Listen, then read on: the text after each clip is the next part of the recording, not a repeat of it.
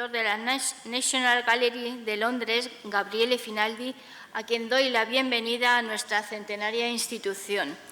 Después de 13 años en el Museo del Prado, regresó hace unos años a la que siempre fue su casa, a la Pinacoteca de la Plaza de Trafalgar, donde se formó y del que ahora es director. A sus 50 años regresó a la ciudad en que nació y lo hizo con el reto de mantener la gratuidad por la que luchó en el Museo del Prado y que luego trasladó a Londres. Finaldi trajo al Museo del Prado esa renovación que necesitaba. Lo metió de lleno en el siglo XXI y ahora ha hecho lo propio con la National Gallery.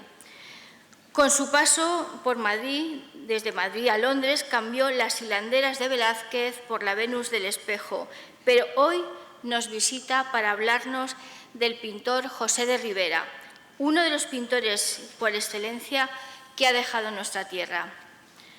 A lo largo de nuestra vida hemos ido conociendo cada vez más de cerca la obra de José de Rivera, pero hoy tenemos la oportunidad de escuchar a este gran especialista para que nos ayude a conocer y comprender el contexto en el que trabajó el más italiano de los pintores españoles, ya que setavense de cuna, siendo un adolescente de poco más de 15 años, se instaló en el Virreinato de Nápoles para conocer y formarse en pintura. Tan solo una década después, con 25 años, ya era un genio. El españoleto ilustró como nadie la muerte de santos y de mártires, pero no olvidemos que también fue un retratista humano que llegó a ilustrar a marginados y enfermos y que hizo de la fealdad y lo grotesco algo bello. Para el Ateneo Mercantil de Valencia es un auténtico placer poder contar esta tarde con Gabriele Finaldi, siempre elegante y sereno, gran experto del Renacimiento y del Barroco. En la personalidad de Finaldi encontramos rasgos multiculturales. Por un lado, tiene la exquisitez mediterránea y por el otro, la pragmática británica. Gracias por compartir con todos nosotros su pasión por el arte y también por transmitirnos su significado. Muchísimas gracias. Muchísimas gracias.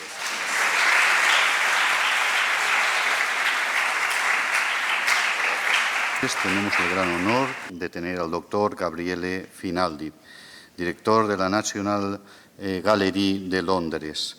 Se cumple este año el 365 aniversario del fallecimiento de Giuseppe de Rivera, que falleció, como ustedes saben, en Nápoles.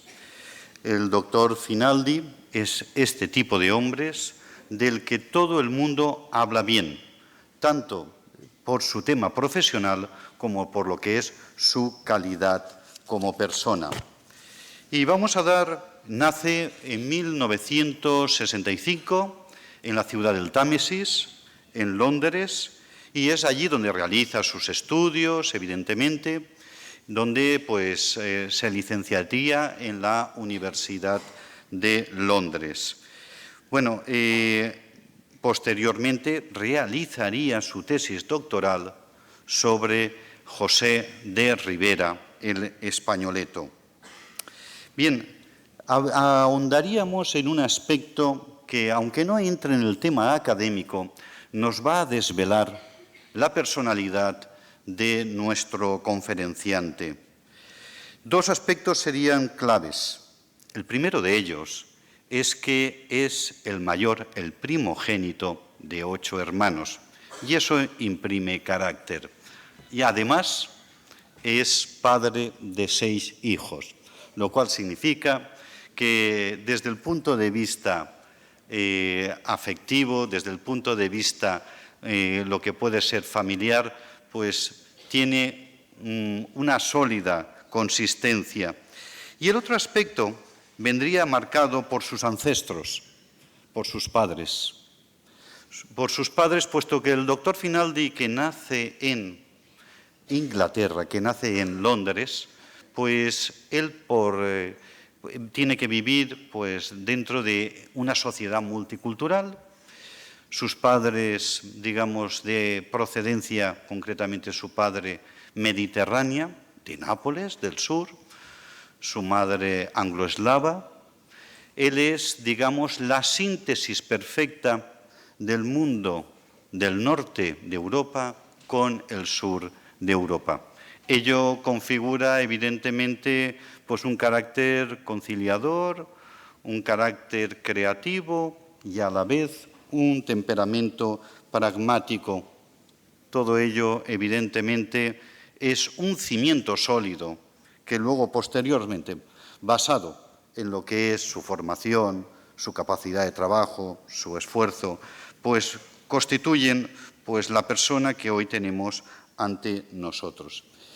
En 1992, el profesor Finaldi pues realiza sus actividades como profesor universitario. Al mismo tiempo, poco tiempo después, ingresará como conservador en la National de Londres, en la National Gallery, como conservador tanto de lo que sería pintura española como pintura italiana. Y esto, evidentemente, durante 10 años va a estar trabajando en dicha institución. Será tal el prestigio, el trabajo, la capacidad, el esfuerzo, todo lo que desarrollará, que posteriormente, 10 años después, será reclamado en el Museo del Prado, donde en el 2002 ingresará como director adjunto de la institución pues, emblemática en nuestro país y en el mundo entero, como es el Museo del Prado, con más de 30.000 obras.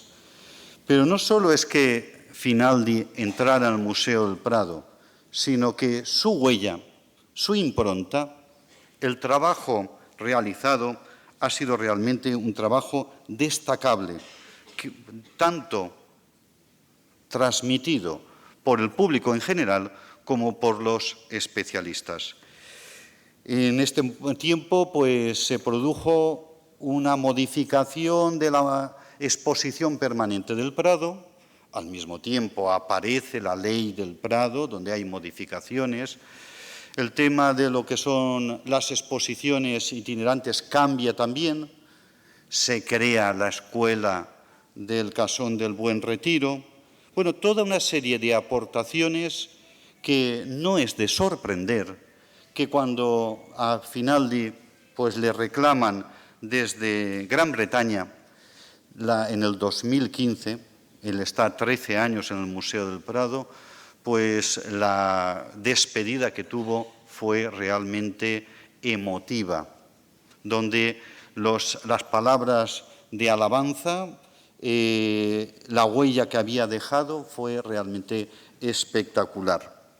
Bueno, pues prosiguiendo, evidentemente, pues ahora ya vuelve a su casa, a Inglaterra, vuelve a la National Gallery. Decir que, como anécdota, para ser director de dicha institución, tiene que tener la aprobación del primer ministro de Gran Bretaña. Por tanto, como el presidente del Gobierno, tiene que avalar efectivamente, puesto por el nivel de lo que representa ser director de dicha institución.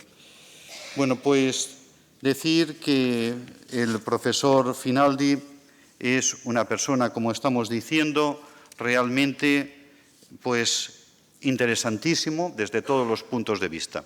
Pero para nosotros, como valencianos, la gran aportación es que hizo su tesis doctoral sobre José Rivera, lo cual en Valencia, lo cual es algo pues encomiable. Él dio todo tipo de facilidades para poder estar aquí con nosotros y todo ello pues se lo agradecemos vivamente. Con todos ustedes, Gabriel Finaldi, que va a impartir esta conferencia en el 365 aniversario del fallecimiento de José de Rivera. Muchas gracias por estar con nosotros. Buenas tardes a todos. Cuando se me hace una presentación tan generosa, me parece que lo mejor que me levante y me vaya para no estropear las cosas.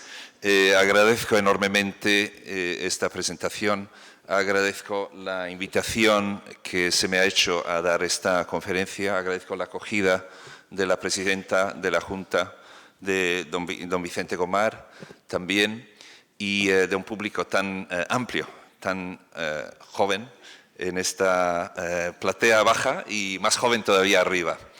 Es un gusto hablar de José Rivera en esta ciudad, es un privilegio y es un poco preocupante también.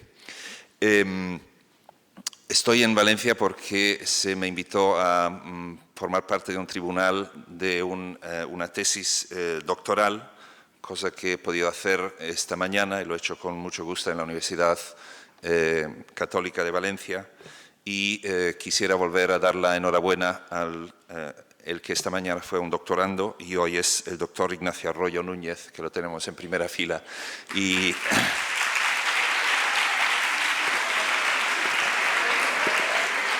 agradezco mucho que, con todo lo que ha significado el día de hoy, pues esté presente en esta conferencia. Mi intención sería hablar poco más de una hora y 5 minutos, algo así. Espero no alargarme demasiado, pero hay mucho que les quiero decir.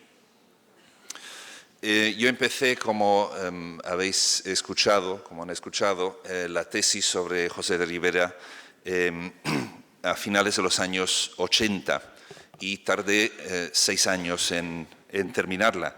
Durante estos 6 años, pues hubo momentos en que literalmente me obsesioné con el artista, me obsesioné con el tema de la tesis. Llegó un momento, y mi mujer, que está en primera fila, lo puede confirmar, que llegué a firmar un cheque José de Rivera en vez de poner mi propio nombre. Y en otra ocasión, cuando estaba inmerso en la redacción de la tesis, recibí una llamada de una persona que casualmente tenía el mismo nombre del autor, intentando completar pues, un capítulo de la tesis. Suena el teléfono, contesto y me dice la persona en la línea que es Giuseppe Rivera. Me quedé asustado y creía que estaba comunicando con los muertos. Pero ciertamente es verdad que José Rivera me ha acompañado durante estos casi 30 años que llevo dedicado a la historia del arte y la investigación, y ha sido desde luego para mí una relación muy fructífera en cuanto a conocimiento, en cuanto a investigación, en cuanto a personas que he podido conocer y en cuanto a también exposiciones que he podido realizar. Lo que voy a hacer esta tarde es voy a hablar de lo que ha sido, decimos, la última parte de mis investigaciones, aunque empezaron hace ya muchos años, dedicada específicamente a Rivera como dibujante. Yo confiaba que entre el público de esta noche pues podía haber mucho experto sobre Rivera pintor, pero desde luego sobre Rivera dibujante unos cuantos menos. Y así era una oportunidad para dar a conocer a los que no lo conocen como dibujante, pues esta faceta de su actividad, que realmente es extraordinariamente variada, muy interesante, única en el panorama, diría yo, del arte del siglo XVII, y que nos muestra facetas del pintor que, decimos, su obra pública, que es la pintura fundamentalmente, pues no se pueden conocer. Y quería empezar con la mano. Esta es la mano de Rivera, realmente es la mano de San Jerónimo del cuadro de 1626 que se encuentra hoy en el Museo de Capodimonte. Rivera tenía una habilidad extraordinaria para representar las manos, y en particular las manos de los viejos. Tenía una fascinación con la carne anciana. Tenía un particular interés en la carne de hombres y mujeres que habían vivido muchos años, que habían sufrido mucho. Las primeras biografías hablan de un pintor que busca a los mendigos por la calle, busca a los viejos y lo invita a su taller y intenta de la manera más fiel posible pues representar lo que tiene delante de los ojos, porque para Rivera lo que es importante es la transmisión de la idea a través de una representación lo más real posible, es decir, se transmiten los conceptos y las ideas a través de la fisicidad de las de las cosas. Y la mano, evidentemente, es el instrumento del pintor, la mano es el instrumento del dibujante. Es decir, con esta mano Rivera va creando mundos, va imaginando fantasías, va estudiando y observando la realidad que tiene delante, va experimentando con nuevas fórmulas artísticas. Rivera es un artista paradójico, es un artista nacido en España, nacido en Játiva. Tuve la oportunidad de visitar Játiva por primera vez ayer. Fue un gran placer, hacía mucho calor. Y pues estos eran sus orígenes y era muy orgulloso de esos orígenes. Firma constantemente Giuseppe de Rivera valenciano, Giuseppe de Rivera setabense, utilizando el antiguo nombre romano de la ciudad. Pero no se conoce ninguna obra que realizó Rivera en España, ninguna. Hemos descubierto muy recientemente que Rivera dejó España bastante antes de lo que pensábamos. Recientemente se ha publicado una documentación que demuestra que Rivera, nacido en 1591, en el 1606, es decir, con 15 años, ya estaba en Roma. Ya estaba en Roma con 15 años. Por tanto, su formación valenciana tuvo que ser muy corta, breve. No sabemos con quién. No sabemos si fue en Játiva o si fue en Valencia misma, pero en 1606 ya está en Roma. Caravaggio está todavía vivo. Roma es la ciudad por excelencia de todo lo nuevo en el arte, es donde el fermento más extraordinario pues se está realizando. Caravaggio está vivo, Aníbal Carracci está activo en Roma. Todos los extranjeros que quieren hacer carrera como pintores pues se acercan a Roma en la esperanza de conseguir algún encargo público. Todos quieren aprender de Rafael, de Miguel Ángel, de la escultura antigua. Y ahí es donde va Rivera siendo prácticamente niño. Pero decía antes que ninguna de sus obras que conozcamos se realizan en España. Por eso en esta imagen pueden ver en la imagen de la izquierda una serie de publicaciones recientes sobre dibujo español. Es un fenómeno muy de admirar que en estos últimos años los estudiosos se han volcado en el estudio del dibujo español y lo entendemos de una forma ahora mucho más completa y de una forma más redonda de lo que entendíamos antes. Antes se solía decir que por lo general los artistas españoles no dibujaban, pues no es verdad. Y lo hemos ido descubriendo de una manera muy documentada en estas últimas década y media, 2 décadas realmente.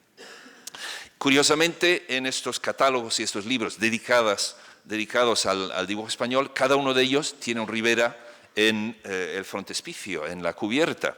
Por tanto, Rivera se le reconoce como un dibujante español y un dibujante, desde luego, que cuando hay que editar un libro y hay que pensar qué es lo que hará atractivo el libro, pues es poner un dibujo de Rivera en la cubierta.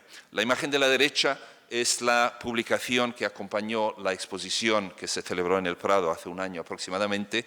Más bien es la exposición del libro, no el libro de la exposición, porque el libro que ven a la derecha es el catálogo razonado de todos los dibujos de Rivera que se publicó entre el Museo del Prado, la Fundación Focus de Sevilla y el Museo Meadows de Dallas, Estados Unidos.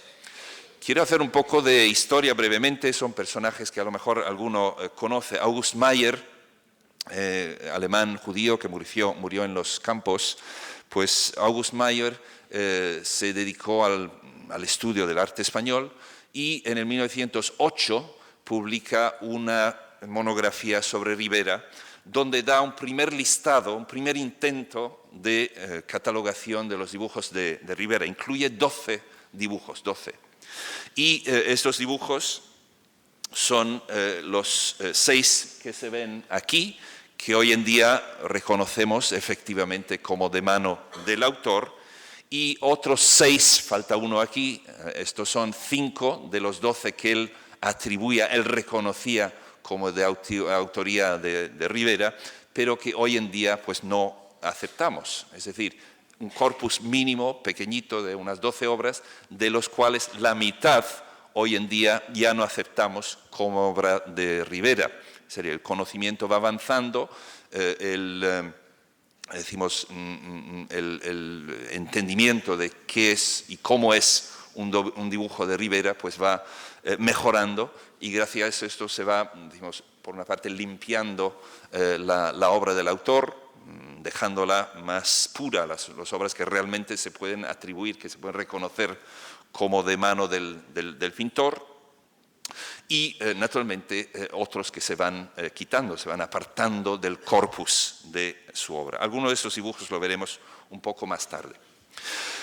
Otra figura que es muy importante en el ámbito del conocimiento del dibujo barroco, sobre todo italiano, es Walter Witstum. Era un estudioso alemán con un perfil muy internacional, hablaba varios idiomas, se movía con mucha facilidad entre París, Londres, Berlín y Estados Unidos, y tenía un interés especial en el dibujo napolitano.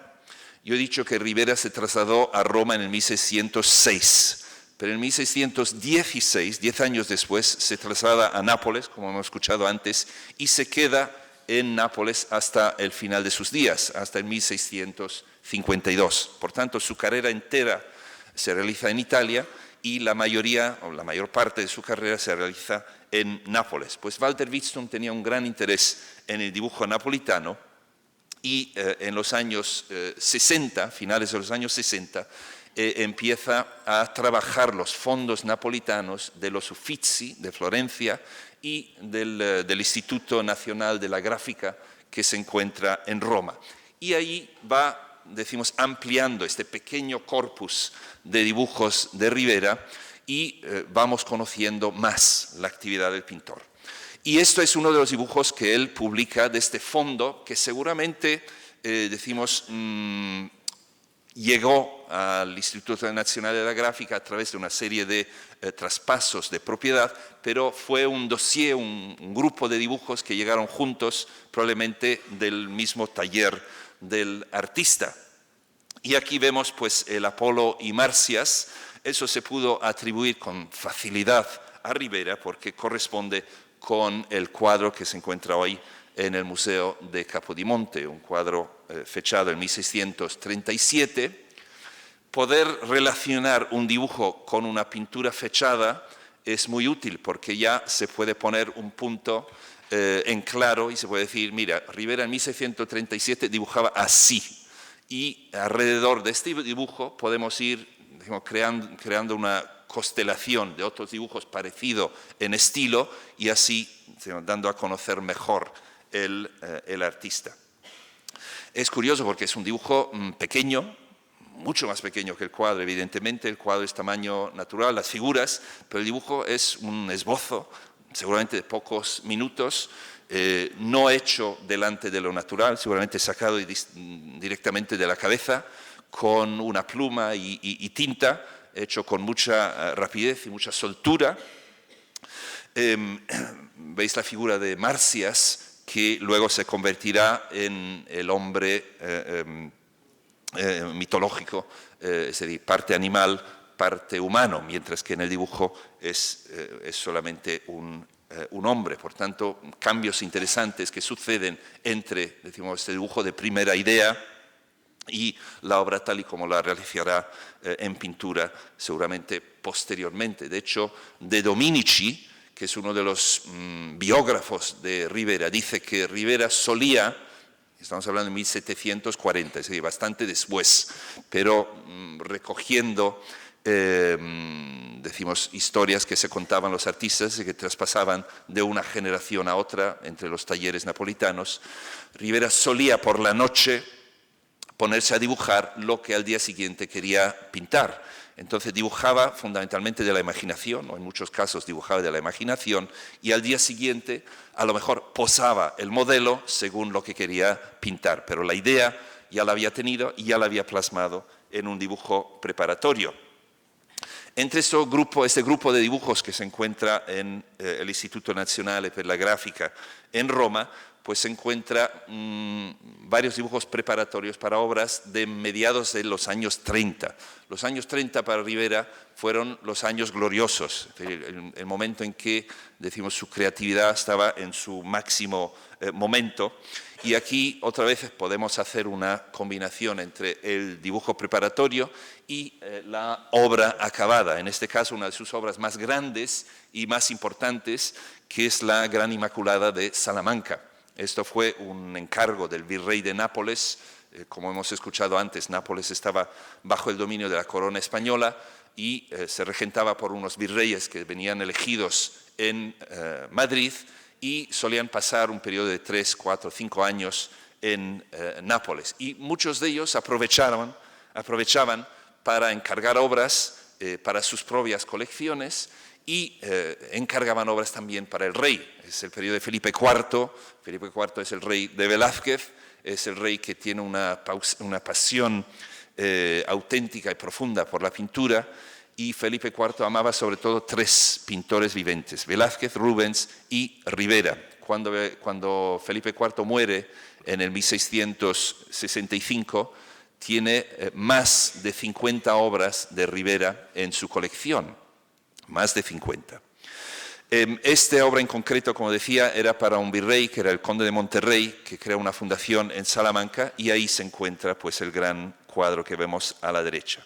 El dibujo de la izquierda, quizás no es fácil verlo, pero tiene este toque muy ligero, muy parecido a la Polimarcias que acabamos de ver. Es del mismo momento, un par de años antes. Y lo que es interesante cuando empezamos a conocer la actividad gráfica, dibujística de un autor, es que nos introducimos en aquel mundo privado, en aquella actividad privada donde él está concibiendo desde su cabeza, desde su fantasía y a través de su mano, pues lo que él quiere luego plasmar en pintura. Pues junto con el gran dibujo, el modelo, decimos, de la izquierda, pues hay unos dibujos en otra hoja que son dibujos de algunos elementos de la composición, en este caso la figura de Dios Padre que aparece en el cielo, que en las dos alternativas o los 2 dibujos uno detrás de otro, pues va planteando exactamente cuál va a ser la posición de la figura, si va a estar con el globo terráqueo, el globo del mundo, debajo de su mano, cómo va a representar la paloma del Espíritu Santo, con 2 trazos la representa y pues su idea va desarrollándose. Por tanto, nos permite el dibujo pues ir acompañando el artista en esta fase de invención. 2 dibujos más que se relacionan con la composición son estos: otro estudio para la figura de la Virgen con unos ángeles alrededor, y luego un dibujo que veis a la derecha donde desarrolla más, y esta vez utilizando una aguada para darle más forma, más volumen, para darle más color en cierto sentido, pues estos 2 putos, estos 2 angelotes que vemos a la derecha, que corresponden con los que en la hoja de la izquierda son los que se ven a la derecha. También vemos en la hoja de la derecha este angelote en horizontal, que al final acaba no utilizando en el cuadro, por tanto hay cosas que va descartando mientras trabaja. Una cosa interesante es que claramente estaba pensando en esta pareja de angelotes, lo desarrolla en este dibujo con aguada, aquí lo vemos en más detalle, al mismo tiempo está haciendo sus cuentas, lo que tiene que pagar a la sirviente que tiene en casa o lo que sea, y luego cuando pinta el cuadro, vemos el detalle de la izquierda, parece que solamente pinta uno de estos dos angelotes. Por tanto, ha desarrollado el dibujo, pero luego en el momento de realizar la pintura, pues abandona uno de ellos. No le sirve, no le viene bien, cambia de idea. Lo que es interesante, y esto Rivera nunca habría imaginado que lo podemos hacer, es hoy en día tenemos las radiografías. Y las radiografías, lo mismo que nos permiten ver que un brazo está roto, que hay una fracción en un hueso, pues nos permiten ver las distintas fases de ejecución de un cuadro. Y en la radiografía del cuadro, que lo vemos a la derecha, vemos que efectivamente sí había pintado el otro angelote, es decir, correspondiendo con la composición que acabamos de ver en el dibujo. En un segundo momento, pues decidió esconderlo, por tanto vemos parte del manto de la Virgen ahí a la izquierda que está cubriendo este segundo angelote y lo deja en uno, pero pueden entender, creo, a través de las distintas fases del dibujo, las distintas fases de la ejecución, pues el dibujo, la radiografía y el cuadro final nos permite, decimos, acompañar el artista en el desarrollo de su composición. Otro dibujo que también está entre los de Roma, que dio a conocer el profesor Walter Witstum, pues es esto. Sinceramente no se ve mucho, ¿verdad? Parecen 2 garabatos, nada más. Seguramente es un dibujo de pocos segundos. Son 3 figuras y corresponden a unos cuadros luego acabados, que son estos 2. No sé por qué las proporciones están un poco achicadas en la pantalla, parecen todos enanos en esas imágenes. Por tanto, un esbozo rapidísimo, seguramente cuestión de pocos momentos, pues son lo suficiente para que luego, utilizando el modelo y trabajando pues con las figuras delante, pues puede realizar las pinturas.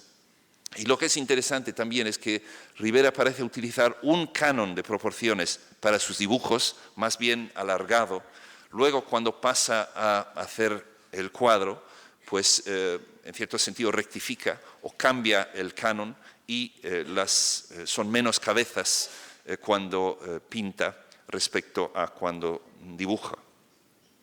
Pero es interesante ver cómo, decimos, de esta furia inventiva de pocos minutos, pues ya tenemos la base suficiente para realizar las pinturas que vemos. Es un San Pedro y un San Pablo que se encuentran en Vitoria. La tercera figura que quería llamar la atención, seguramente más conocida a este público, es el profesor Jonathan Brown del Institute of Fine Arts de Nueva York, que a principios de los años 70 pues, se dedica específicamente al estudio de Ribera como grabador y también a Ribera como dibujante. Y esta visión desde Ribera grabador hacia Ribera dibujante, pues también dio unos resultados muy interesantes. La estampa de la derecha es una estampa muy célebre, el martillo de San Bartolomé, 1624, una plancha en cobre muy trabajada en agua fuerte y luego pues dada a la estampa y una de las maneras en que el artista, decimos, difundía sus invenciones, sus composiciones, sus invenciones artísticas era precisamente a través de la estampa. Pues gracias al estudio combinado de su actividad gráfica como dibujante y su actividad gráfica como inventor de estampas, como grabador, pues entonces se pudo hacer esta avinación, esta justaposición de un dibujo del British Museum, un dibujo, decimos, también muy ligero, muy rápidamente ejecutado, que evidentemente está en relación con la estampa. Les estoy enseñando estos dibujos porque una de las formas en que se establece, decimos, el núcleo del corpus de un dibujante es asociando aquellos dibujos que son preparatorios con sus obras finales. Esa es una de las maneras en que podemos decir, mira, Ribera dibujaba así, porque estos dibujos están en relación con esas pinturas que ciertamente son de él. En algunos casos son obras documentadas, en otras son obras firmadas. Porque el caso de Ribera es muy interesante, relativamente pocos de sus dibujos están relacionados con pinturas. La mayoría de los dibujantes y los artistas del siglo XVII, su obra dibujada está en relación con su pintura. En el caso de Ribera, solamente una pequeña parte de su obra dibujada está en relación con sus pinturas. Realmente para él el campo del dibujo era un campo especulativo, un campo de exploración, un campo donde se permitía hacer cosas que luego no le servían en la pintura. Y por eso digo que nos introducen aspectos poco conocidos o también bastante curiosos. Pues Jonathan Brown dio a conocer una serie de dibujos, sobre todo dibujos en tinta, en pluma y tinta, donde se ve una mano muy virtuosa, que trabaja con mucha facilidad en la creación de la figura humana en poses bastante complejas a veces, donde va componiendo con mucha soltura unas escenas, aunque por lo general Rivera prefería trabajar sobre la figura singular, la figura individual humana, pues también, como es el caso de este dibujo en el Victoria and Albert Museum de Londres, un estudio para un San Sebastián con los arqueros alrededor, pues amaba estos temas, decimos, cruentos. Todos se acuerdan de aquella famosa frase de Lord Byron, el poeta romántico, que habla de un Rivera que pinta utilizando la sangre de los mártires. Es verdad, Rivera tiene una fascinación particular por la violencia, por las escenas de martirio, por las escenas de tortura. Veremos alguna dentro de un momento. Solamente algunas de las cuales son fácilmente reconocibles como escenas de santos, otros no las son.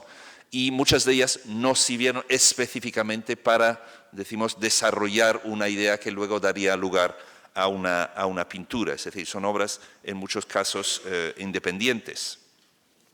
Pues entre los dibujos en pluma y tinta, al que Rivera se ve muy dedicado, sobre todo en los años 20, pues tenemos también este estudio de Santa Polonia. Creo que también podéis ver que en el dibujo pues la figura estaba bastante alargada. Por lo general, cuando luego pasaba a pintar, pues las proporciones cambiaban. Jonathan Brown llamó la atención sobre este dibujo. Ese es otro dibujo absolutamente fundamental, basilar para el conocimiento de la actividad de Rivera dibujante, porque es un dibujo firmado y fechado. Es bastante raro en el siglo XVII encontrar dibujos firmados y fechados del autor, de cualquier autor, porque por lo general, como decía antes, el dibujo es un medio para llegar a otro lugar. Sí que existía desde el siglo XVI la tradición del dibujo como regalo, el dibujo acabado, el dibujo llamado de presentación. Hay unos ejemplos maravillosos, tanto de Rafael como de Miguel Ángel, por ejemplo.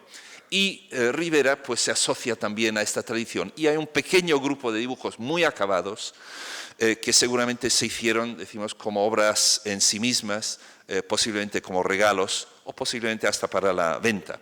Algunos de los cuales están firmados. Y ese seguramente es el más importante de ellos.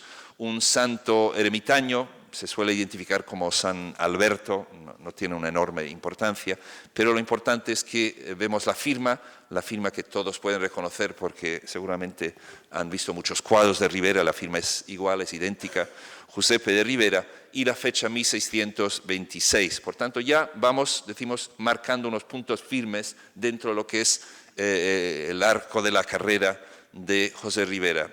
1626, 1635, la Inmaculada, 1637, el Apolo y Marcias, y así vamos teniendo, decimos, una idea de cuál fue su desarrollo como dibujante. Pues hasta el momento no hemos visto dibujos en sanguina. Rivera, a partir de la mitad de los años 20, pues trabaja bastante en sanguina. Sanguina es otro tipo de medium para trabajar. Se suele utilizar mucho para el desnudo, en parte porque el color de la sanguina es parecido al color de la piel y de la carne. Y Rivera pues se muestra un maestro en la representación de la figura humana. Rivera siempre fue muy orgulloso de su formación en la Academia de San Lucas en Roma. Y el estudio fundamental que hacían los artistas en la Academia en Roma era el estudio del desnudo, porque a través del desnudo, desde los tiempos del Renacimiento, pues la figura humana desnuda era la forma predilecta para trasladar ideas y conceptos. Y naturalmente Rivera, que se siente heredero de esta gran tradición clásica del Renacimiento italiano, pues dedica buena parte de su actividad como dibujante a la figura humana. Aquí pueden ver el detalle de la firma, Giuseppe de Ribera Fecit, 1626. Curiosamente, el año 26 es muy importante en su carrera. A partir de ese momento, prácticamente todas sus pinturas van a ser fechadas. No sabemos exactamente por qué.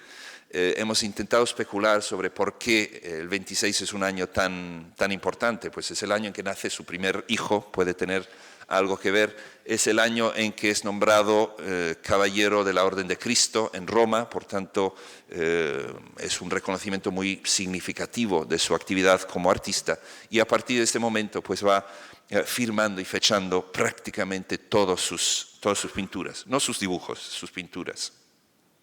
Y aquí un detalle maravilloso de la mano derecha del santo, y se puede ver, decimos, la calidad de la redacción del cuerpo, de la carne, de los elementos del torso a la derecha, la cuerda que lo tiene atado al árbol, y unas características que se convierten muy típicas y que nos ayudan a identificar otras obras de su mano, como son estas líneas paralelas que están fuera del contorno de la mano y que él suele aplicar para dar más resalte al elemento de la anatomía. Y esto lo iremos viendo a lo largo de su producción dibujística. Aparte de este dibujo del San Alberto, el ermitaño atado a un árbol, pues hemos ido descubriendo en los últimos años algunos dibujos, decimos, con este mismo nivel de acabado. Ese es un caso que se descubrió en los años 90 en una biblioteca en Folkestone, en el sur de Inglaterra, entre un pequeño grupo de dibujos de antiguos maestros que fueron donados por un coleccionista local, que representa la aparición de Cristo resucitado a su madre. Es un tema muy raro, salvo en Valencia. En Valencia hay una gran tradición de la representación de este tema.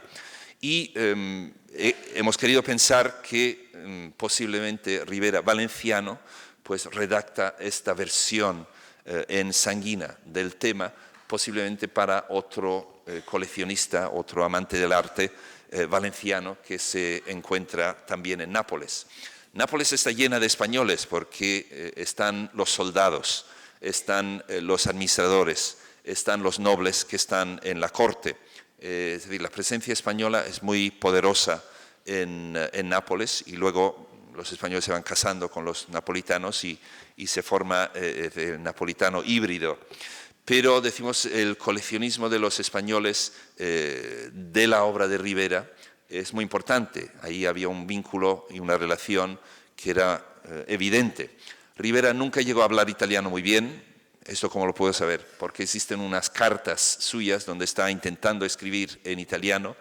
Lo hace bastante mal, lleno de españolismos, lleno de palabras españolas, y evidentemente se entendía perfectamente con los napolitanos, pero básicamente Ribera se movía en un ambiente español en la capital del virreinato. Me refería antes a dibujos preparatorios para sus pinturas. También hemos visto el San Bartolomé vinculado con la estampa de 1624, y aquí vemos un dibujo en sanguina relacionado con una de sus cabezas grotescas. Y aquí empieza a aparecer un tema que decimos es constante en la obra de Ribera, que es la fascinación por lo feo, la fascinación por lo horrible, por lo deforme, por lo fenómeno de la naturaleza.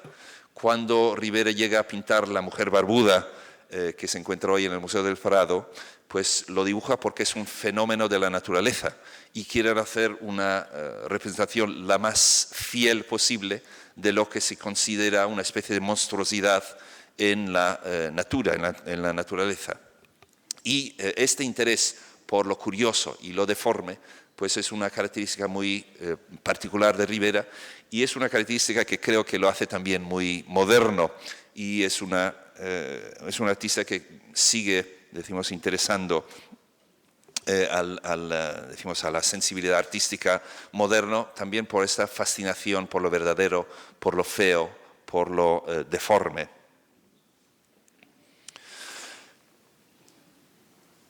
Una de las características que quiso señalar el profesor Brown cuando nos dio a conocer esos dibujos y que yo creo que nos ha ayudado mucho a identificar obras que se pueden atribuir al autor, eran algunos elementos muy particulares de su redacción de las figuras humanas. Y habla de esta cabeza hecha en forma de cúpula. Aquí lo pueden ver perfectamente en este San Jerónimo, si se fijan en el detalle de la cabeza, normalmente con una sola línea va trazando esta curva, esta cúpula, que representa pues, la parte alta de la cabeza. Y esto constantemente se convierte en una especie de tic, una especie de firma casi personal del autor y que nos ayuda a definir este corpus de obras que podemos efectivamente considerar de Ribera. Lo vemos en este dibujo del Louvre, lo vemos en este dibujo que se encuentra en los Uffizi, de estilo distinto, donde también pues, el autor ha aplicado pues una aguada gris en la representación de lo que seguramente es la escena de Job en el muladar, donde también volvemos a ver esta especie de cúpula redonda que va conformando la cabeza. O en este dibujo de un tema bastante sorprendente, es una escena de cacería. Ribera no representa estos temas en su pintura, es decir, no forman parte de su lenguaje pictórico, sí forman parte de su actividad como dibujante. Pues aquí tenemos un hombre arrastrando pues, un ciervo muerto y uno se imagina Ribera posiblemente saliendo a alguna cacería a las afueras de Nápoles con la corte virreinal y siendo testigo de unas cacerías virreinales y rápidamente pues, en su tacuino pues, haciendo un dibujo de lo que podía ver. Volvemos a ver esta cabeza en forma de cúpula. Otro elemento que también quiso señalar Jonathan Brown era la forma en que redacta las características fisionómicas de la cara y lo hace a través de unas líneas continuas que marcan el ojo, la nariz y la boca. Esos son pequeños indicios de la autoría de Ribera, porque la mayoría de esos dibujos no están firmados, no están relacionados con pinturas que sabemos que efectivamente son de él. Y entonces, ¿cómo es que podemos ir conformando este corpus de dibujos? Pues a través de estos grupos, estos pequeños clústeres de dibujos que tienen las mismas características. Y esta forma de redactar cabezas, pues la podemos ver en distintos estudios. Aquí hay un estudio de un hombre atado a un árbol, posiblemente un San Sebastián, aunque no hay flechas visibles, y volvemos a ver cómo redacta la cabeza con estas líneas continuas para marcar los ojos, la nariz y la boca. Lo vemos también en este detalle de un soldado. Aquí se une esta característica con estas líneas en paralelo que había señalado alrededor de la mano de San Alberto que vimos hace un momento. Y lo vemos, decimos, llegando al contorno del torso y de la espalda de esta figura de soldado.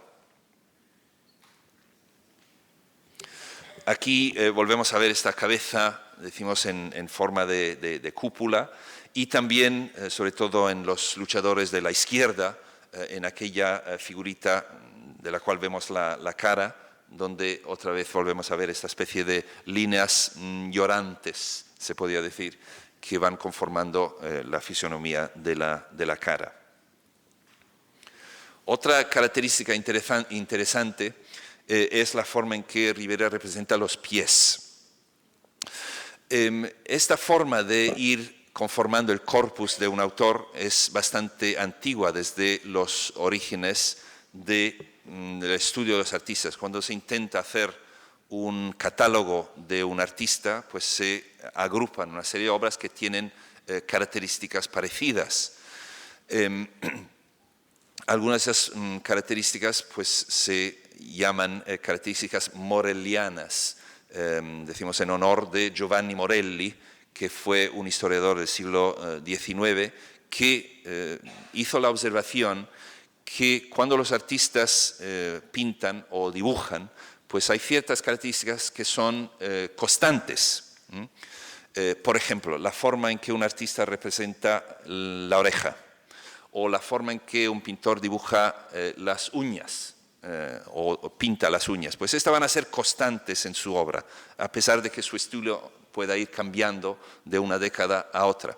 Entonces, este método moreliano, así llamado, que lo hemos desarrollado mucho desde el siglo XIX, pues sigue siendo una forma fundamental para decimos, conocer la obra y reunir la obra de un solo artista. Pues el pie de la Santa Polonia, el que vemos de frente, con estos deditos en bloque casi cuadrados, casi cúbicos, pues se convierte en una de estas características que podemos ir viendo en su obra. Pues lo vemos aquí, lo vemos en este pie de Cristo, en este caso dibujado en sanguina, pero con las mismísimas características. Lo vemos también este muchacho desnudo, quizás un San Juanito, que se encuentra en Copenhague. Y lo vemos también en el detalle del martirio de San Sebastián, que vimos hace un momento.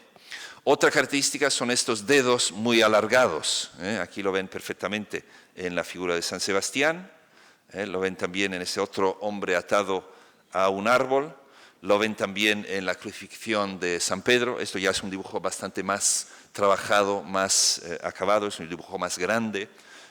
Y en este caso seguramente estaba pensando en lo que podría ser una versión pintada de este tema. Pues vamos viendo también esta curiosidad, esta característica muy específica de los dedos muy alargados.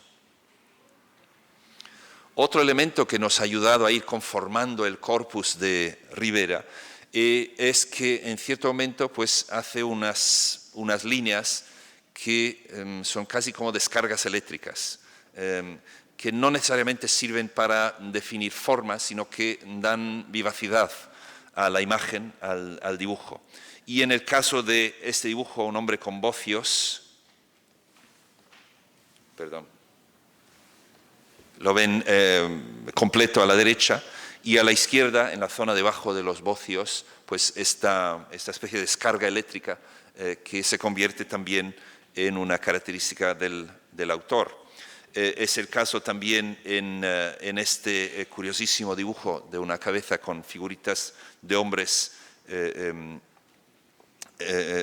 trepando encima del sombrero, donde también, sobre todo a la derecha, se puede ver esta línea como de descarga eléctrica. Y también en un dibujo tan acabado como este, es un descubrimiento de última hora, justo antes de publicar el catálogo razonado, pues también en la zona baja del cuello, pues esa especie de momento de vitalidad, esa especie de, como lo llamo, descarga eléctrica en la redacción, que como digo, se convierte también en un aspecto bastante característico. Pues creo que con estos últimos dibujos, los hombres trepando encima de la cabeza, o este dibujo curiosísimo, con un pasamontaña que va cubriendo los ojos del personaje, un dibujo rarísimo. ¿Qué significa esto? Que posiblemente puede significar un dibujo de este tipo. Pues muchas de esas cosas todavía quedan nos quedamos en la ignorancia, no sabemos exactamente qué es lo que significan. Si tiene una intención cómica, una intención irónica, o es simplemente un reto que se propone el autor y lo redacta de esta forma. Rivera, decía antes, tenía una particular fascinación por lo grotesco y también por lo violento. Es decir, lo violento no es nada nuevo, lo que vemos en el cine de hoy en día, por ejemplo. Lo que es curioso es que haya llegado hasta nuestros tiempos un corpus de dibujos, decimos, tan consistente, donde se manifiesta la fascinación por lo cruento, lo cruel, lo violento, tal y como lo tenemos en la obra de Rivera. En algunos casos, como decía, sí, claramente son dibujos que se relacionan con el martirio de San Bartolomé, el martirio de San Sebastián, la crucifixión de Polícrates, pero en otros casos no está nada claro exactamente qué es lo que está representando. En pantalla ven pues una escena de tortura. Aquí no es evidente que estamos hablando de un martirio de santos, sino que vemos a un hombre que está levantando un hacha y que está a punto de bajar la hacha. No está del todo claro si la va a bajar sobre el hombre que está de rodillas y cortarle la cabeza, o si se va a bajar la hacha directamente sobre el hombre que está sufriendo la tortura con cuerdas. De todas formas, es una escena violentísima y es una escena que no tiene posterior manifestación en un cuadro. Por tanto, estamos en el ámbito privado, el ámbito de la fantasía, de la imaginación, un ámbito, un recoveco oscuro de la actividad del pintor. Pero, desde luego, hay escenas que son bastante más crueles y cruentas que esta, como es el caso de este dibujo, que es una especie de horror de la guerra, ante litteram, recordándonos a algunas de las estampas de Goya de la guerra española contra los franceses. En ese caso vemos un hombre atado a un árbol y alrededor de él pues una escena de desolación de la más horrible, trozos de carne, piernas, cabezas cortadas y la vemos en estos palos a la izquierda, una rueda de tortura en el fondo, un cuerpo sin cabeza, con la cabeza a unos cuantos centímetros en primer término, a la derecha un grupo de cabezas. Es decir, son escenas auténticas de horror. ¿Son escenas vistas por el autor? Pues en algunos casos sí, en algunos casos ciertamente no.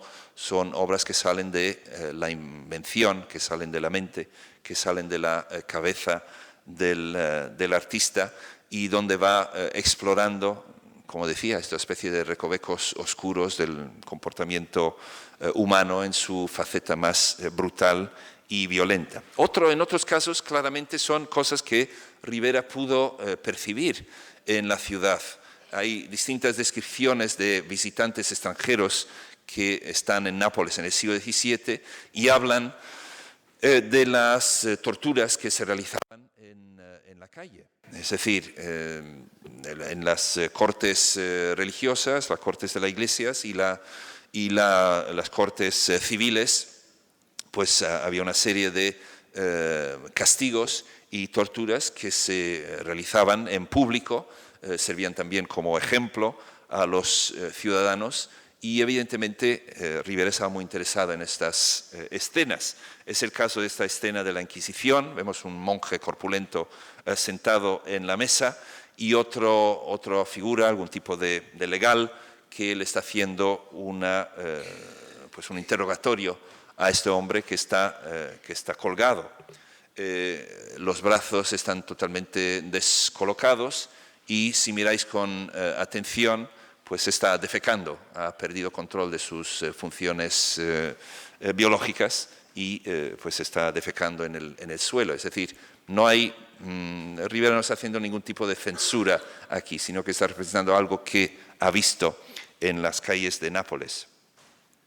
Este es el Tribunal de la Vicaría, que hasta hace pocos años seguía siendo tribunal en Nápoles, y hay un detalle quizás un poco difícil de ver, pues imposible de ver seguramente. Pues justo a la derecha de esta torre central pues vemos una figura colgada de la misma manera en que acabamos de ver en el dibujo de Rivera. Es decir, el Estado aplicaba estos castigos, estas condenas públicamente para que la ciudadanía lo viera, aprendiera y sirviera de ejemplo.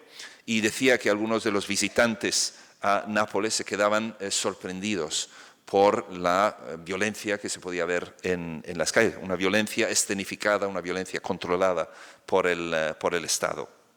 Otro ejemplo, entre las obras de Rivera, entre los dibujos de Rivera, está este dibujo que se encuentra en San Francisco, un hombre, decimos, atado a un palo, debajo, pues seguramente van a poner un fuego debajo. El hombre está completamente desnudo y cuando va perdiendo fuerza, pues la cuerda que tiene alrededor del cuello pues se va haciendo más tensa y así va asfixiándose el hombre. Me parece que en este caso también no es algo sacado de la imaginación, sino es algo visto. Este tipo de castigo se aplicaba a los herejes y en particular a los que destruían iglesias. Y entonces pues posiblemente estamos delante de una cosa vista por Rivera y un castigo hecho a una persona que había hecho un crimen de este tipo. Curiosamente es un dibujo firmado, muy distinto del que hemos visto. En 1626 es San Alberto. Y aquí aparece Giuseppe Rivera, español, F. Fecit, casi como si fuera una firma de un testigo. Es decir, esto yo lo he visto, esto lo he presenciado, esto es algo que he podido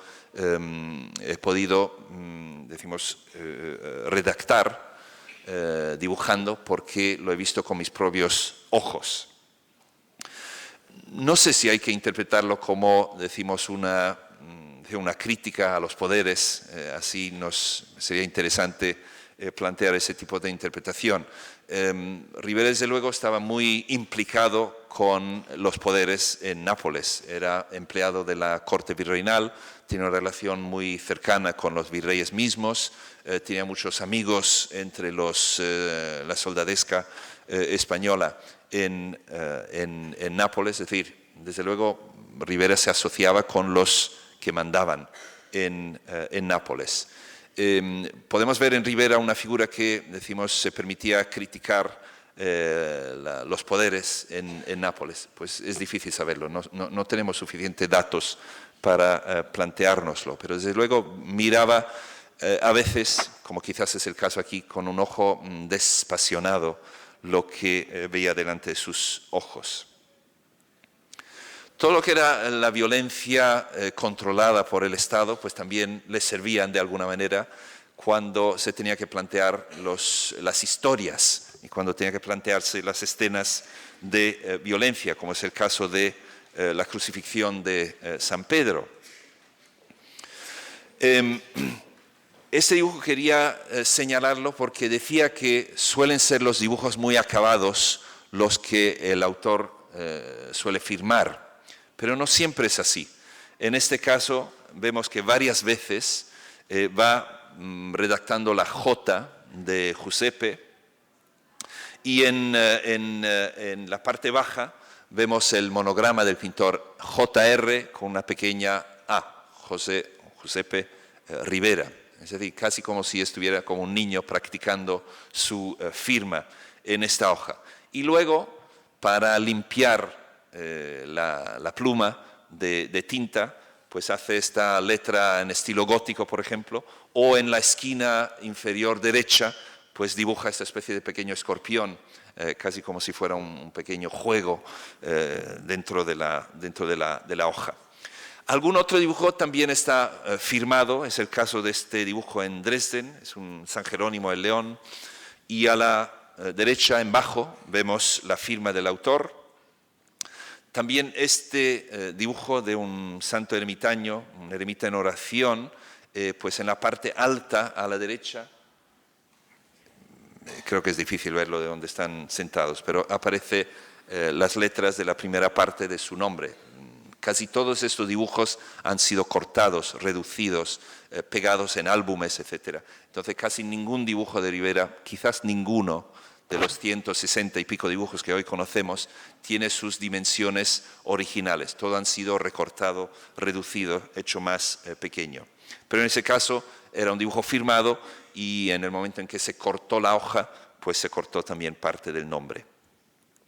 Hay otros dibujos, en cambio, que tienen inscripción, no firma, inscripción, es decir, de otra mano, que están reconociendo la autoría del dibujo. Esto también nos son muy útiles, porque muchas veces son coleccionistas de épocas mucho más cercanas a las del autor, que quizás tenían información que hoy ya no tenemos, y gracias a estas inscripciones de coleccionistas, decimos virtuosos, amantes del dibujo, coleccionistas, pues nos dan unas pistas para conocer mejor la obra del artista. Es el caso de este magnífico dibujo, David y Goliat, uno de los dibujos más acabados, y muy interesante porque es un dibujo muy pictórico, en el sentido que el artista ha querido introducir color, creo que por una razón muy específica, y es que esto es un dibujo de presentación, posiblemente un modelo hecho en Nápoles para ser enviado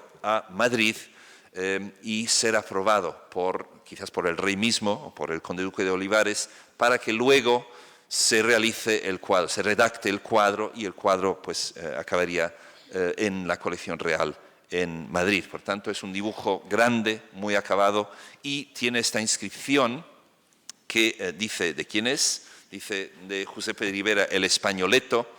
Este nombre se le aplicaba a Ribera ya cuando estaba en Roma, es decir, siendo jovencito se le llamaba el Españoleto, posiblemente era de baja estatura, y pone una fecha, 1624. Esto no es la fecha que ha puesto el autor, es una fecha que ha puesto un coleccionista posteriormente, entonces tenemos que tener un poco de cuidado sobre si es fiable como fecha o no. Curiosamente, hay otro dibujo de características parecidas, donde está utilizando sanguina y también está utilizando lápiz negro, donde otra vez pues, nos da una imagen muy pictórica de esta composición, y otra vez vuelve a aparecer una inscripción muy parecida a la que hemos visto en el David y Goliat que acabamos de ver. Y en este caso, pues aparece también una inscripción, perdón, es en la anterior, si miráis arriba a la derecha, muy difícil para verse, pone Solís. Solís es un pintor que es activo en la corte madrileña en la segunda mitad del siglo XVII y un coleccionista de dibujos. Rara avis en España que en el siglo XVII haya un coleccionista de dibujos. Solís es artista y también coleccionista de dibujo, y en su colección pues consigue adquirir dibujos que están en relación con encargos reales. Por eso digo que posiblemente tanto el David y Goliat como el Sansón y Dálila son dibujos hechos en preparación para cuadros que luego aparecen en los inventarios reales, pero hoy en día ya no existen. Pues esta inscripción abajo, por tanto, creemos que es también del mismo Solís. Solís conocía bien la obra de Ribera, aunque también hacía errores. Aquí tenemos un dibujo que hoy en día no aceptamos como la de Ribera, porque no tiene suficiente parecidas sus características con obras ciertas del autor, y aunque el tema es parecido a un San Sebastián, y hay una inscripción de Solís que dice que ese es un dibujo de Españoleto, pues este dibujo lo tenemos que apartar del corpus y no forma parte de él. Hay otra categoría de dibujos que son ya dibujos donde la intención es falsear. Es el caso de este dibujo, que siempre se ha considerado un dibujo de Ribera muy importante. Es una Santa Irene. Santa Irene es la santa que siempre se asocia a San Sebastián, que curó San Sebastián cuando recibió el martirio por flechas. De hecho, veis que tiene una flecha rota en su mano. Pero lo interesante es que aparece una inscripción arriba que se parece a una firma, Josef A. Ribera Hispanus F. Fecit. Este dibujo siempre nos ha planteado algunas dudas, porque no parece tener las características típicas del San Alberto, por ejemplo. Parece de otra mano. Y la inscripción misma, pues también, decimos, tiene cierta rigidez. Y al compararla con otras inscripciones de Ribera, pues descubrimos algo interesante, que era, si miramos la firma que aparece en la estampa de el Sileno Ebrio, una estampa de 1628, donde aparece en la esquina inferior derecha una inscripción y firma del autor, Josef A. Ribera Hispanus Valentinus Cetavenses, Fecit Partenope, el nombre de la ciudad de Nápoles, 1628, lo que vemos, y creo que me siguen, es que alguien ha utilizado un dibujo que no es de Ribera y le ha aplicado una firma que parece ser de Rivera, que no lo es, que ha copiado de esta estampa. Entonces yo diría que esto es un dibujo que en un primer momento no se hace con ninguna intención de engañar, pero en el momento en que se aplica lo que aparece, o lo que se parece a una firma, pues ya hay una intención de engañar. Y hemos estado engañados durante muchos años respecto a este dibujo, pero hoy en día creemos ya que no es de Rivera, no sabemos de quién es, pero muy curiosamente, y eso es una de las consecuencias positivas de publicar un catálogo razonado, enseguida van apareciendo otras obras y otras relacionadas. Y es el caso de este cuadro, que al publicar el catálogo de los dibujos razonados, pues apareció, y evidentemente nuestro dibujo está en relación con la figura que ven a la izquierda de este San Sebastián. Yo diría casi seguramente es un dibujo hecho en preparación para el cuadro que vemos a la izquierda. El problema es que no sabemos de quién es el cuadro. Si supiéramos de quién era el cuadro, pues lo más probable es que podríamos darle una atribución sólida al dibujo. Bien, voy acabando.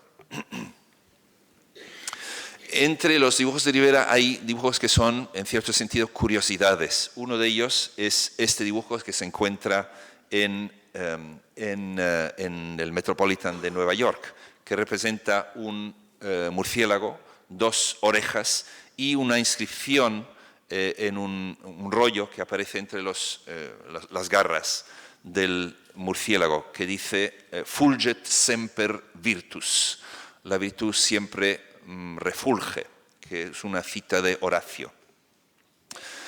Es un dibujo muy curioso. ¿Qué significa esto de un murciélago y 2 orejas y una inscripción que dice que la virtud siempre refulge? Pues como todos en esta sala saben, pues el murciélago es un emblema de esta ciudad. Rivera tenía un particular orgullo por proceder de esta ciudad. Por tanto, siendo un dibujo de Rivera y representando un murciélago, pues creo que se puede hacer la relación de una manera bastante directa y fácil. Pero ¿qué significan estas orejas? Que son estudios anatómicos y se vinculan a las estampas anatómicas, que el pintor realizó. Pues por lo general las orejas se relacionan con la fama, porque la fama entra por los oídos. Fulget semper virtus, refulge siempre la virtud del artista. Creo que podemos construir una hipótesis alrededor de un dibujo que es una especie de impresa personal, es una especie de rebus ribereño, en el que el artista no solo está demostrando, decimos, su virtuosismo, su habilidad como dibujante, sino está diciendo algo sobre sí mismo, sus orígenes y también su fama como artista. Decía antes que estos dibujos tan raros, de los que hay casi una media docena de figuritas que trepan encima de hombres más grandes, son divertidos, son cómicos, son simpáticos, quizás tienen una intención satírica, quizás esta figura que lleva una máscara y hay un hombre trepando encima de la nariz de la máscara, recuerda una figura de la comedia dell'arte, la figura llamada el capitano, el capitán, que solía ser un español de estos que se cree dueño del mundo. Y entonces quizás hay un elemento de crítica o de divertimiento respecto a estos soldados bufones españoles. Volvemos a ver estas figuritas en este dibujo, que también es una atribución reciente. Encima de una cabeza probablemente de negro, pues hay unas figuritas recostadas. A la derecha y a la izquierda unas figuritas colgando, parece ser una especie de acróbata a la izquierda, y a la derecha un hombre ahorcado. Y volvemos a ver pues, un elemento que también forma parte del corpus Rivera, que es ese interés por lo escatológico, es decir, hay un hombre cagando a la izquierda en alto. Es decir, hay estos elementos satíricos, cómicos, vulgares, que vuelven a aparecer en su obra. Evidentemente no aparecen en su pintura. Y realmente quisiera terminar con el que es, creo que uno de los dibujos más bellos, más trabajados de Rivera, que es este dibujo que se encuentra en Haarlem, que es el Aquiles entre las hijas de Licómedes. Hay una especie de subtema en la obra de Rivera, que es el hombre que se trasviste como mujer. Esa especie de tema transvesti que también vemos en La mujer barbuda, por ejemplo. Pues hay varios ejemplos donde Rivera trata este tema. Es un tema, decimos con toda la seriedad detrás de las narraciones del mundo clásico, etc., pero refleja, diría yo, una fascinación particular en la obra de nuestro autor. Aquiles, para no ir a la guerra de Troya, es enviado por su madre a residir con las hijas de Licómedes, y estando con ellas pues se va haciendo más femenino y empieza a vestirse de mujer y tomar actitudes femeninas. Y es solamente cuando Ulises, que le está buscando y sabe que está con las hijas de Licómedes, se acerca, le presenta unos regalos. Cuando da el signo, pues se suena una trompeta para que suena la alarma, y rápidamente Aquiles se desvela a sí mismo, porque lo primero que hace cuando escucha la trompeta es coger la espada para defenderse. Y esto es precisamente lo que está sucediendo en ese dibujo. Es un dibujo complejo de varias figuras que quiere representar también un momento de estasis en las figuras de la derecha, de gracia entre las figuras femeninas de la izquierda, y también de acción en lo que está haciendo Aquiles. Y aquí decimos, la extraordinaria gracia, la calidad de la línea. Son líneas extremadamente finas, son unos toques de aguada extremadamente finas. La mesa es una mesa octagonal dibujada en perspectiva, muy difícil dibujar en perspectiva una mesa de esta complejidad. La combinación de tinta gris con tinta marrón en los árboles, las hojas que se ven detrás. Se ve justo la mano de Aquiles que está cogiendo la espada que está en la mesa. Esta es la figura de Ulises, que aparece a la derecha, con su mano puesta en la espada, con una daga en su cintura, con la mano abierta, con esos toques ligeros y muy acuratos, muy cuidadosos de aguada para darle forma y espesor a la figura. Aquí las cabezas, pocas líneas, es decir, siempre más. El autor trabaja de una manera muy económica, con poco material, con pocas líneas, pero haciendo dibujos que son muy expresivos. Y aquí donde vemos esta justa posición del trabajo que hace en tinta gris y aguada gris, y lo que hace con tinta marrón. Ese es uno de los pocos dibujos donde he encontrado un error. Rivera raramente hace un error, pero si se fijan en la plataforma sobre la que está realizándose la escena, vemos en primer término pues un escalón, y luego se pasaría a la altura de la plataforma. Pero si ven a la izquierda, pues ha dibujado esta línea curva para indicar la curva de la escalera, y si seguimos hacia la derecha, pues la curva desaparece y se ha convertido en una escalera plana. Por tanto, un solecismo, un pequeño error que hace Rivera en un dibujo que es absolutamente magistral, y yo considero uno de los dibujos más importantes y más bellos del siglo XVII.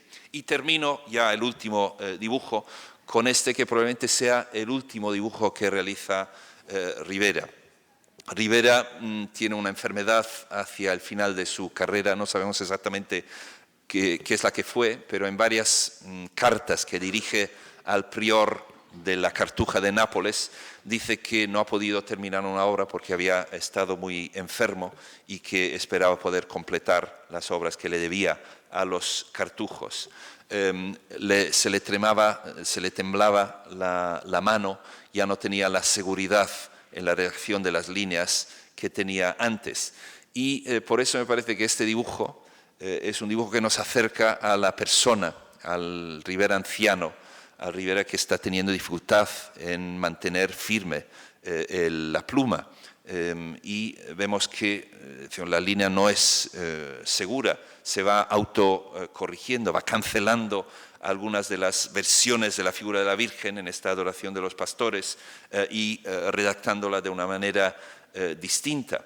Ya no se preocupa tanto de la escala. Aquí la figura de la Virgen es absolutamente enorme respecto al resto de las figuras. Y lo veo como una especie de dibujo de fin de carrera, de fin de vida, un dibujo, decimos, donde recoge toda la sabiduría de una vida dedicada a la pintura y al dibujo, donde ya no le interesa necesariamente la belleza idealizante, renacentista, sino que realmente está meditando sobre el tema de este nacimiento de un nuevo niño y, decimos, planteándose en lo privado de su estudio, en lo privado de su mesa, quizás mesa de noche, cómo redactar este tema que tantas veces había representado. Bueno, esto creo que ha servido como una especie de introducción a la actividad dibujística de Rivera. Creo que les he dado suficientes claves para que cuando ven un dibujo en el rastro o donde sea, lo pueden reconocer como Rivera, adquirirlo en muy poco dinero y luego venderlo en Sotheby's para muchos miles de euros o de dólares o de libras. Lo más importante es a través del dibujo pues haber podido conocer más a fondo esta compleja y maravillosa personalidad de Giuseppe de Rivera, valenciano setabenses. Gracias.